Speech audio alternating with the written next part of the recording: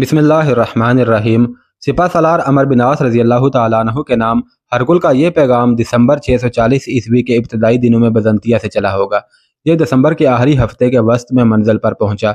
मुजाहिदीन का लश्कर बाबलियून का मुहासरा किए हुए था, इसलिए सिपा सलार अमर बिन आस उसे बाहर मिले। उन्हें पैगाम देकर एलची दरिया की तरफ चला गया। उसे इस दरवाजे से अंदर जाना था जो दरवाज़ा दरिया में खुलता था। अमर बिन आस ने हरकुल का पैगाम पढ़ा और अपने सालार को इस तरह बुलाया जैसे उन्हें कोई खुशखबरी मिली हो। सालार दौड़े आए।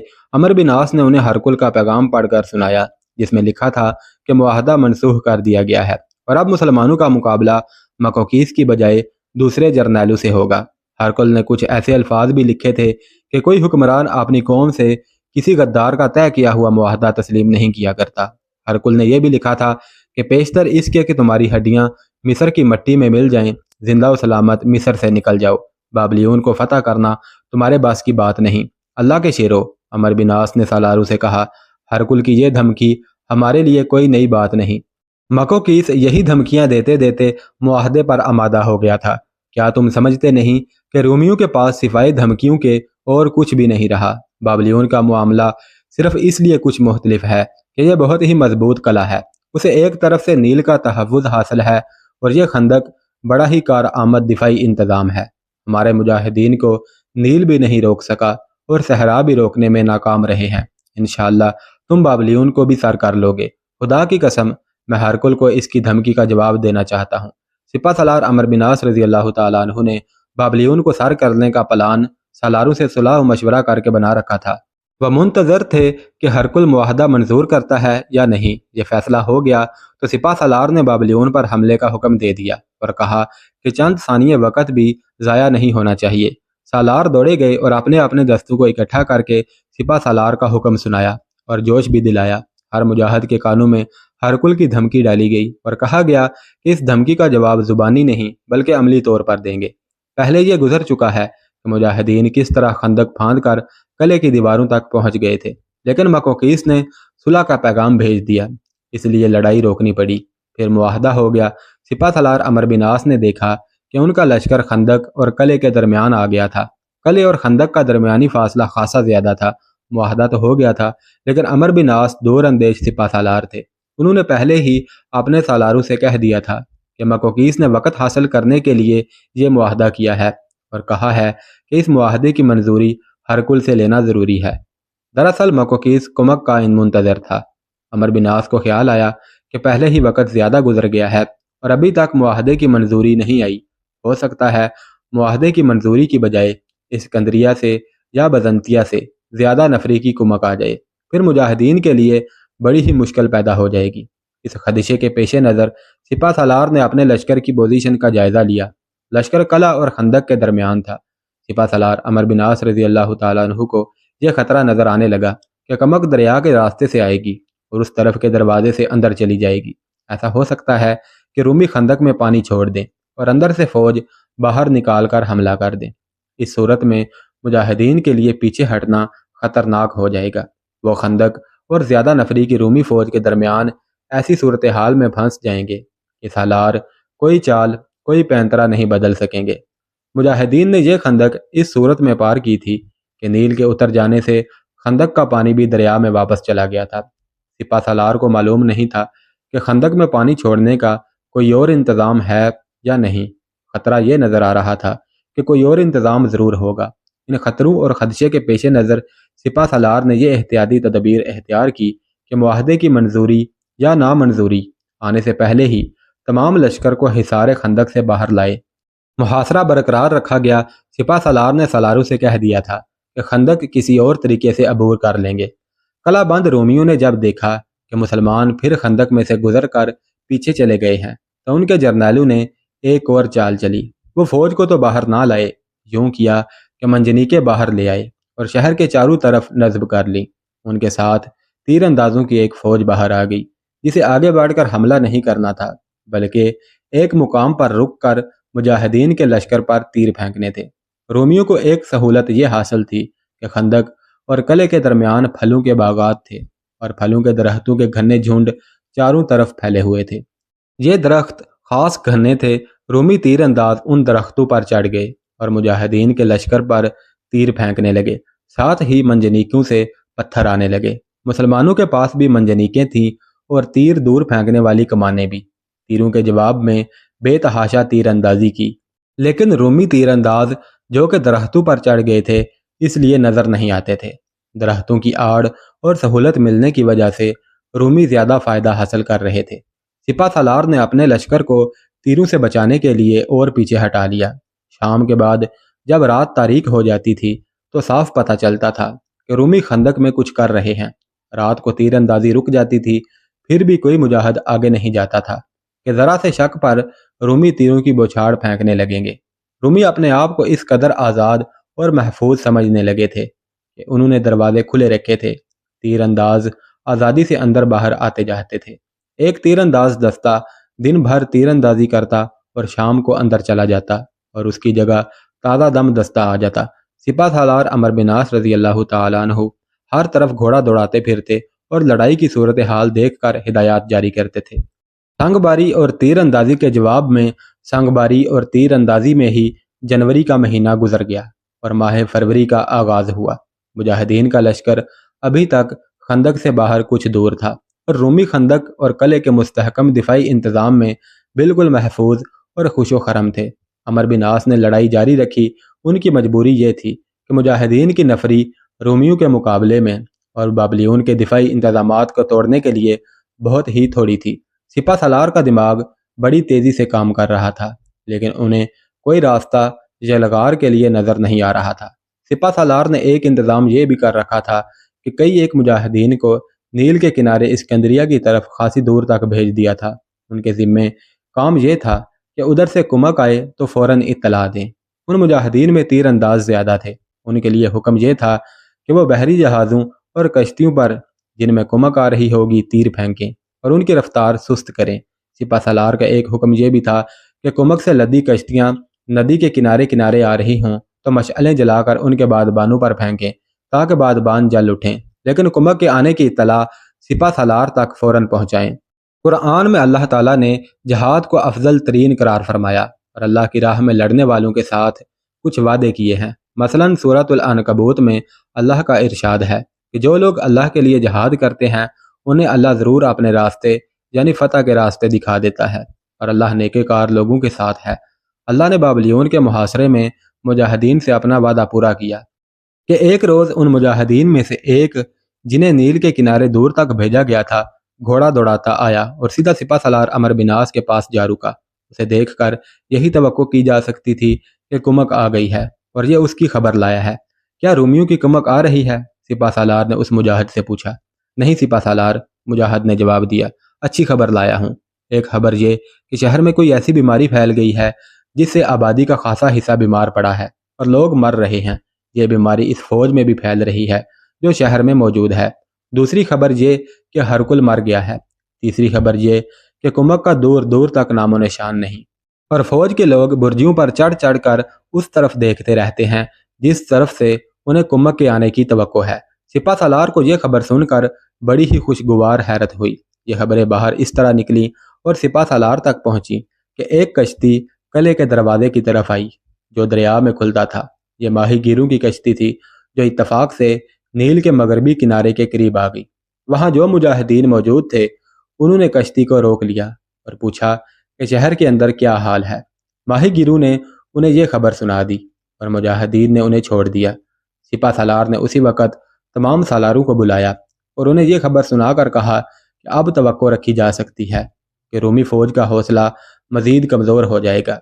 रोमी फ़ौज के जर्नैल अपने बादशाह की खुशनुदी की खातिर ही लड़ा करते हैं और उनका बादशाह मर गया था। इसके बुरे असरात को नज़रअंदाज नहीं किया जा सकता था, लेकिन इसका यह मतलब ना लिया जाए। अमर बिन आस रज़ी अल्लाह तआला अन्हु ने सालारों से कहा कि कुमक आएगी ही नहीं। ये तो हो ही नहीं सकता कि हरकुल को मिस्र की ये खबर पहुँचे कि मुसलमान बाबलियोन तक पहुँच गए हैं और वह कुमक ना भेजे। मरने से पहले उसने कुमक भेजने का हुक्म दे दिया होगा, लिहाजा हमें बाबलियोन सर करने में मजीद जोशो खरोश पैदा करना होगा। हरकुल सुल्तनत रोम का आखिरी जंगजू और जाबर बादशाह था। वह जिंदा व सलामत था तो रोम की ताकत भी सलामत थी।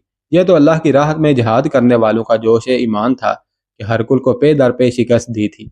लेकिन सिपा सलार अमर बिन आस और अमीरुल मोमिनीन हजरत उमर रजी अल्लाह तआला अन्हु कहा करते थे कि रूमी किसी भी वक्त कदम जमा कर जवाबी जलगार कर सकते हैं। ये तो वो सांप था जो मरते मरते भी डस जाता था। बहरहाल अल्लाह ताला ने मुजाहिदीन के साथ अपना वादा पूरा किया और उनकी कामयाबी के रास्ते खोल दिए। तारीख इस हकीकत की गवाही देती है कि अल्लाह नेकोकार बंदों के साथ है।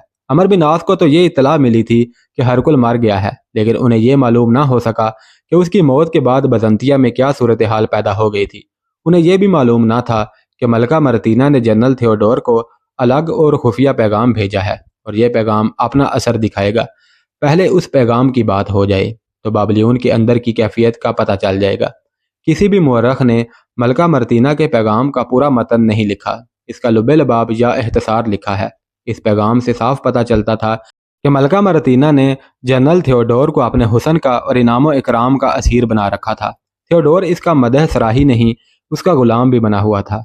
मरतीना ने उसे लिखा था कि शाह हरकुल की ज़िंदगी का अब कुछ पता नहीं, क्योंकि उसकी सेहत तेज़ी से गिर रही है और वह रोज़ बरोज़ निढाल होता जा रहा है।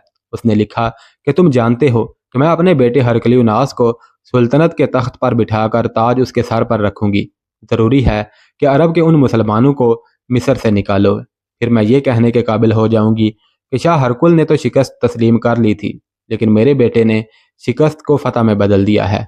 यह ख्याल रखना किसी कीमत पर बाबलियून मुसलमानों के हाथ ना चला जाए। तुम जानते हो कि मैं इसके एवज तुम्हें क्या दूंगी, बताने की ज़रूरत नहीं। इतना बता देती हूँ कि तुम हैरान रह जाओगे। ये भी बता देती हूँ कि मेरी ये बात और ये ख्वाहिश पूरी कर दो तो तुम्हें सुल्तनत रोम की सारी फौज का कमांडर बना दूंगी और मिस्र में तुम्हें वही हैसियत हासिल होगी जो मकोकीस की थी। तुम मिस्र के हुक्मरान होगे।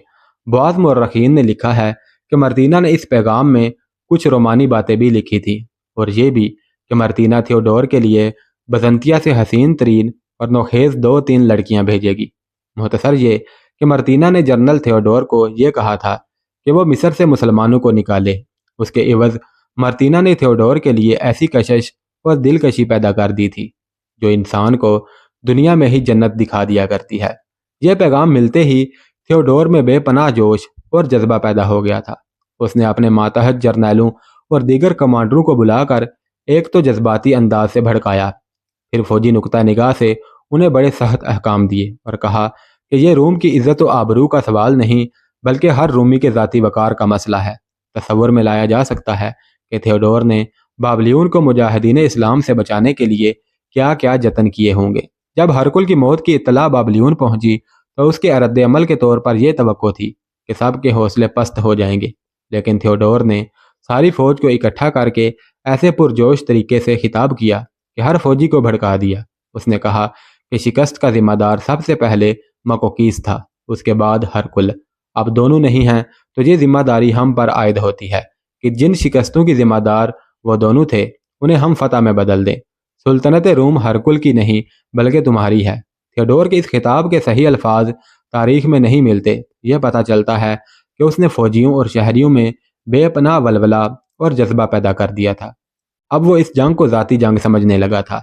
मुस्तनद मुअर्रखों की तहरीरों से मालूम होता है कि बजंतिया में हरकुल की मौत के बाद क्या सूरत हाल पैदा हो गई थी।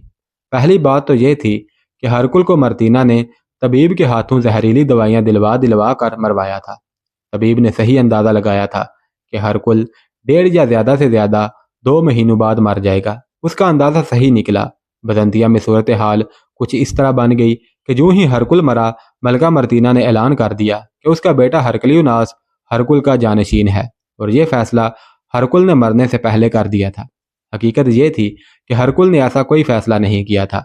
मरने से पहले मुसलसल 3 या 4 दिन वो बेहोशी में पड़ा रहा था और एक रात मलका ने देखा कि वो मरा पड़ा है। वो रात बेहोशी या नींद में मर गया था। मलका मर्तीना के इस ऐलान को सुनते ही हरकुल के बड़े बेटे कस्तुनतीन ने हंगामा बर्पा कर दिया। वो कहता था कि हरकुल ने उसे कह दिया था कि उसकी मौत के बाद वो यानी कस्तुनतीन जानशीन होगा। वो कहता था कि हरकुलियोनास ना उम्र ना तजर्बाकार और सुल्तनत रोम की बागडोर संभालने के लिए बिल्कुल ही ना अहल है। इस सूरत हाल में जब मुसलमानों ने रोमियों को शाम से दखेल बाहर किया है और मिस्र के इतने बड़े हिस्से पर काबिज हो गए हैं, कोई ऐसा हुक्मरान होना चाहिए जो फौजी अमूर की सूझबूझ ही नहीं बल्कि तजर्बा रखता हो और इंतजामी अमूर को भी संभाल सके। فوج کے جرنیل اور شہری انتظامیہ کے حاکم جانتے تھے کہ ہرکلیوناس کو اس صورتحال میں تخت پر بٹھانا بہت بڑی اور بڑی ہی خطرناک غلطی ہے۔ اس کے لیے قسطنطین ہی موضوع تھا، لیکن یہ جرنیل اور انتظامیہ کے چھوٹے بڑے حاکم دو حصوں میں بٹے ہوئے تھے۔ کچھ ملکہ مرتینہ کے حامی تھے اور باقی قسطنطین کی حمایت کرتے تھے۔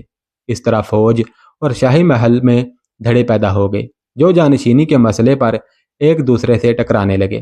قسطنطین تو کسی قیمت پر تخت و تاج نہیں چھوڑنا چاہتا تھا۔ وہ چونکہ بڑا بیٹا تھا، اس لیے بھی تخت کا وارث وہی تھا۔ ملکہ مرتینہ اسے قبول نہیں کر رہی تھی۔